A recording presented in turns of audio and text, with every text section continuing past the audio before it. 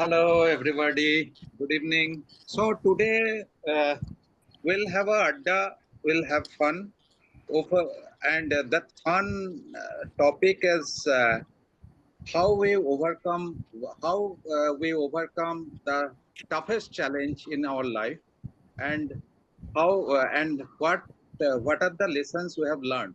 Maybe we can discuss about one lesson. We can speak about one lesson. So we'll start. Um, so I was telling you this was a story long back when Hmm. I was about 22 years old. I had just got my degree. I was studying A to bit louder, learn please. architecture. A bit louder. Hmm. Uh,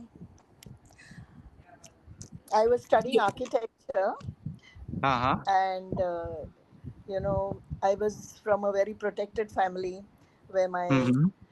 uh, it was a nuclear family where my father did everything, and Mm-hmm. my mother was a typical housewife. So we were kids who just went to school and came back, or went to college and came back, with no experience or no exposure to the outside world, in those days. Mm-hmm.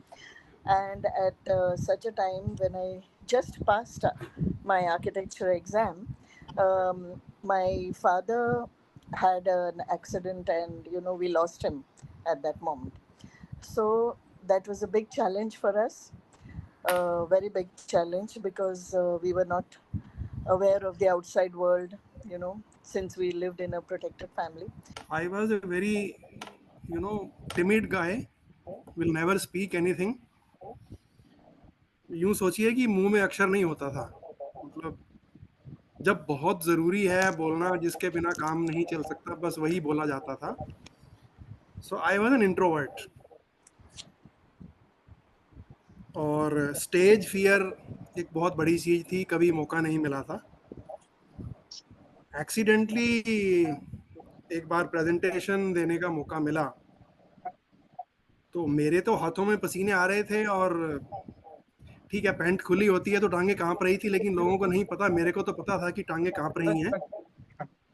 हालांकि 10 12 या 15 लोग ही थे, लेकिन जैसे ही मैं present करके वापस आया तो हमारे सीनियर बॉस थे, उन्होंने कहा, मैना you said it.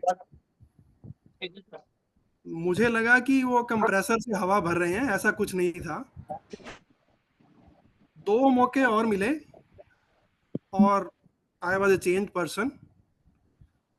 I was the best presenter in the company all across the country, and that made me move from after sales service to marketing. So that was the biggest turning point I had. Oh, wow. I really thank God that He uh, surfaced my hidden talent, and then there was no looking back. Oh, that was so good. Basically, I don't have such any difficulties I faced during my lifetime. But yesterday I was discussing about my activities. In that activities, one of is my old age home in Varangal. I am Giridhar from Hyderabad. That Arunji, I never saw him earlier. Yeah, and that old age home, 23 old people are staying in that. So they have different stories, but now they are not available here. Yes. And they have different turning points in their life, or how they struggled and how they come up to bring their children. Finally, the children, they thrown out the parents and they are with me now. So abhi wo to nahi hai, but otherwise it's all good thing. It happened with me. Hmm?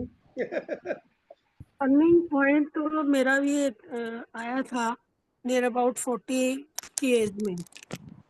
उससे पहले में जो मेरा childhood था या उसके बाद का जो लाइफ था, तो वो थोड़ा हार्ड ही था.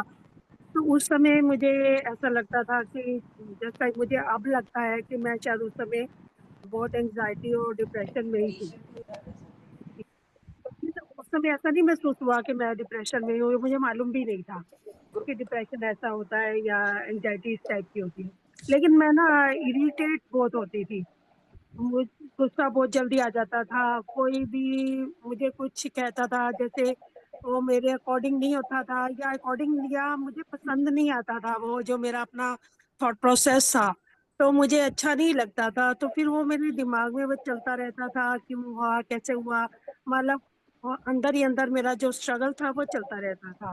काफी पहले की बात है। देखिए, the first day in my bank, in the job basically ना, 20th में 1982 की बात मैं कर रहा हूँ। Yes. तो मैं बैंक ज्वाइन करने के लिए बैंक ब्रांच में अंदर गया, सुबह करीब 9:30 बजे थे।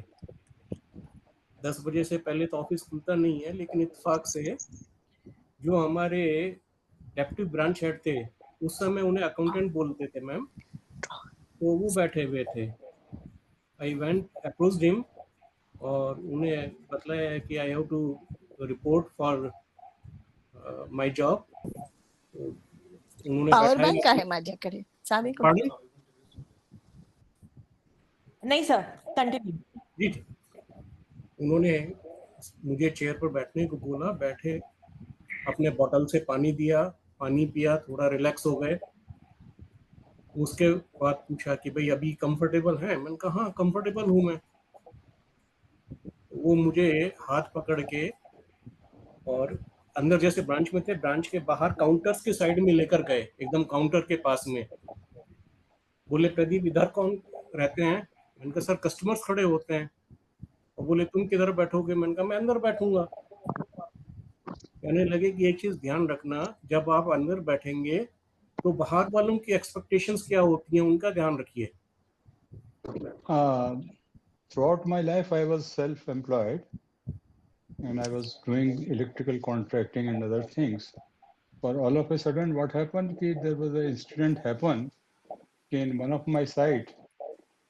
One of the male member, I mean, he did some misbehavior with the female member, and the owner said to remove this particular boy. He was a good hand. He came to me in the morning and says, "Sir." So I said, this is something you should not do it, but it should not happen in the future also. Because since he was a good hand and I trained him since last 5 years, he was working with me. But this particular incident, when I said it to him कि भाई आगे से नहीं करना, नहीं तो तुम्हें निकाल देंगे, पता नहीं क्या उसको हुआ, then he went to a union. So they formed a union of Hind Mazdoor Sabha, and after about 2-3 months, I got a letter with their demands. I called. Ma'am, whenever I was in 1985, I got married, and the first thing which was told to me that you will not do any job. So I said okay, and I got married. My in-laws live in Rajasthan, so they were backward. They didn't allow me to do any job. And when my husband my husband was transferred to Balotra. Good evening, everyone. Yes, just wanted to share it was long back in 99. So I stay in Noida. So there was an ad there. One lady, she wanted some person for an NGO. She had just started. So it wasn't in a proper NGO. It was just around 4-5 children. She was just planning to start it. So I was teaching at present. I was teaching some underprivileged children at home. So I just went and met her. So she said she was working at that time. So she said, and she was working from her home only. देखो turning point तो काफी आए हैं life में, लेकिन मुझे लगता है बड़े छोटे छोटे थे।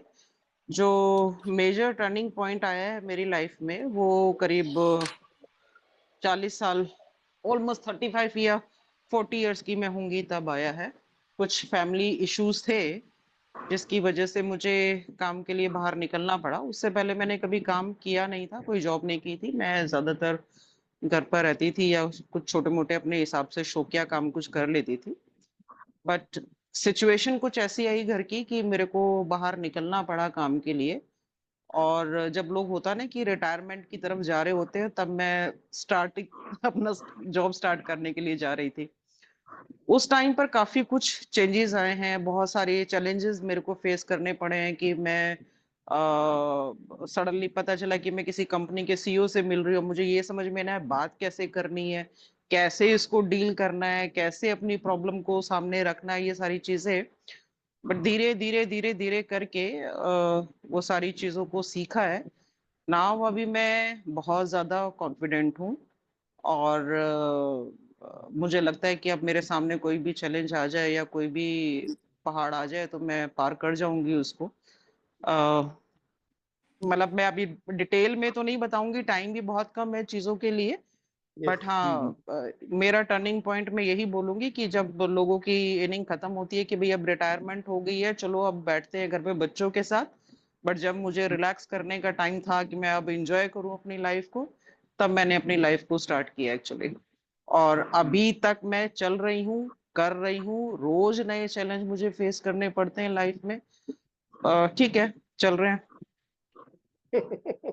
Second, अभी इवन अभी जैसे शंपा ने हिंदी का ऑब्जेक्शन उठाया था थोड़ा, बट मैं ये बोलूंगी कि मैं अकेली लड़की हूँ ऐसी कि बड़ी बड़ी कंपनियों में सीईओ के साथ मीटिंग करके आती हूँ और हिंदी भाषा में ही करके आती हूँ। नहीं, वो तो अपना राष्ट्रभाषा है ना, वो तो मैंने वही बोला कि इसमें कोई प्रॉब्लम आनी नहीं चाहिए। मेरे हिसाब से Hindi just a communication language है कि अगर सामने वाले को हिंदी नहीं आती है तो आप इंग्लिश में बात करो उसके साथ, बट अगर आपको हिंदी आती है तो उसमें कोई शर्म आने की कोई जरूरत नहीं है। बिल्कुल मैं नहीं खुल है, के बिल्कुल बोल नहीं। हिंदी में बात करती हूँ और मैं हिंदी में ही बात करती हूँ सबके साथ। जॉब्स के लिए ऑफिसर कार्ड ऑफ कोर्स के लिए ट्राई किया, लेकिन जो इंटरव्यूज के बाद जो मेरिट लिस्ट निकलती है उसमें जो है हमेशा कहीं ना कहीं से चूक रह गई, क्योंकि आप इंटरव्यूज में अगर आप मान लीजिए काफी नीचे हैं मेरिट लिस्ट में तो कभी भी आपका सिलेक्शन होगा ही नहीं, राइट। इंटरव्यूज का भी तो रेशियो होता है ना, वो 3:1। तो उसके बाद जब मैंने पढ़ाई शुरू करी अपनी कंप्यूटर्स की एट द एज ऑफ 29 और 31 कंप्यूटर्स की पढ़ाई खत्म करने के बाद जब मैंने अपना रुझान प्राइवेट सेक्टर की तरफ शुरू किया तो मैंने सबसे लो हैंगिंग फ्रूट से शुरू किया, वो है टीचर का। That was the most low hanging fruit, क्योंकि by 30 people were looking for experience. वो कह रहे थे कि आपका तजुर्बा कितना है कि हम आपको क्या कहते हैं एक ग्राउंडिंग दे। तो किसी ने मुझ पे भरोसा किया। नौकरी में हमेशा भरोसा ही काम आता है कि कोई ना कोई आपको बेट करता है। सरकार बेट करती है आपको टेस्ट और इंटरव्यू में इवेल्युएट करके, और प्राइवेट सेक्टर बेट करता है आपके पर्सनालिटी और इंटरव्यू जैसे भी आपने किया हो वहां पे इवेल्युएट करके।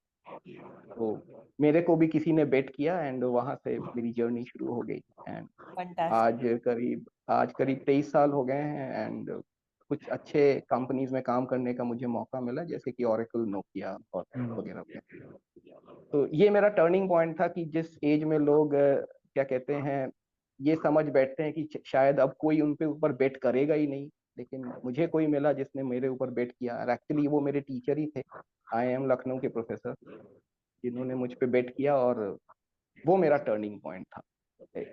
एक बाउट ऑफ टाइम खो देने के बाद, सरकारी नौकरी में के लिए एक बाउट ऑफ टाइम को देने के बाद। So after that, when that disease मेरे को पता चला कि ये डिजीज का ये प्रोटोकॉल है, ये ट्रीटमेंट है, वो तो मेरे को पता चला। But after that when I return back in Kolkata, I found lots of people having fought with that particular disorder, and उनके पास ट्रीटमेंट तो ठीक है, but they are having lots of mental issue with fighting with that particular disease. They have the disease. उसके बाद क्या होगा, all of entire period मेरे को ये मेडिसिन लेना पड़ेगा, ये करना पड़ेगा, वो करना पड़ेगा। We are starting this fight from 2015। All of अभी 2-3 हम बंद को हमने सुसाइड करने से भी सरवाइव भी किया है। कि that is my biggest achievement कि हम लोग ने उनको बचाया है। कि नहीं, एक डिजीज और कोई प्रॉब्लम, जैसे कोई सर ने बोल रहे थे कि नॉट एंड एवरीथिंग, हमने उन लोगों को बताया कि boss that is the every not is and, not and, your disease is not a and. उसके बाद डॉक्टर ने जब हम लोग के साथ बात किया कि उसके बाद कोलकाता में बहुत सारे डॉक्टर हम लोगों को डायरेक्टली जानता है, पहचानता है, उन्होंने बोला कि boss we treating your disease, but after the disease cure, ये ड्यूरिंग द ट्रीटमेंट ये आपका ठीक नहीं होगा, ये ठीक नहीं होगा, but after that your mental health और मेंटल का जो भी आपका जो भी प्रॉब्लम होगा, इसके लिए जो भी सपोर्ट चाहिए ये आप लोग इन लोगों की टीम से लीजिए, इन लोगों के साथ बैठ के बात करके, जैसे आप लोग सुकून के साथ बात करके ये लीजिए। ये मेरा एक लाइफ का बहुत टर्निंग पॉइंट आ गया था कि टू हेल्प पीपल। ये मेरा I cannot explain you ma'am कि मेरे को कितना अच्छा लगा था जब मेरे को किसी फैमिली से कॉल आके मेरे को बोलता है कि सर आज हम लोग अच्छे हैं। हम लोग सोच रहे थे कि after diagnosis of that particular disorder हम लोग सोचते हैं कि there is no life, now we feel that we have life. That is so That is the biggest achievement in my life now. बहुत अच्छा। Thank you so much for sharing. Yeah. Somendra sir, Banerjee sir. जी नमस्ते आप सभी को। Thank you everybody for this very beautiful session. बहुत मजा आया, बहुत इंस्पिरेशन मिली सबसे बात करके, बात सुन के। Thank you all for coming.